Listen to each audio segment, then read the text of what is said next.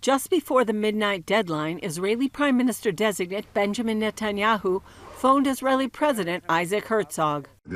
I wanted to let you know that thanks to the huge public support we received during the elections, I am able to form a government that will take care of all citizens of Israel, and I intend, of course, to establish it as soon as possible.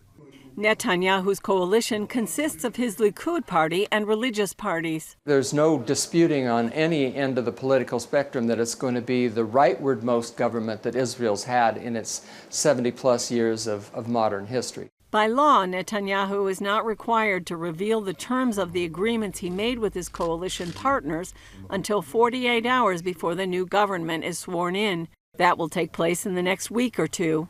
In the past few months, the United Nations released a number of anti-Israel resolutions, and both the U.S. and European Union restated their support for a two-state solution to the Israeli-Palestinian conflict. That's a non-starter for Netanyahu's government and much of Israel. They've reacted somewhat cautiously from Washington, still saying that the relationship with Israel and the U.S. goes on as always.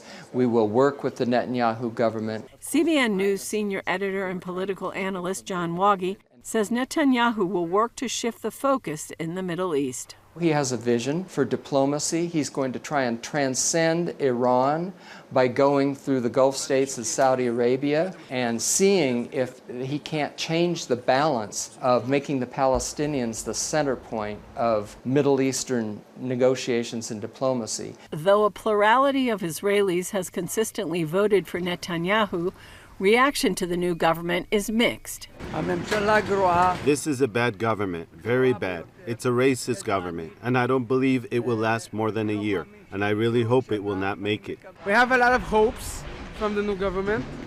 We hope that this government will be a real right-wing government that will do a lot of good for Am Israel, for the nation of Israel, build the country, build new settlements. After 5 elections in less than 4 years, the big question on most Israelis' minds is, will the new government last? Only time will tell.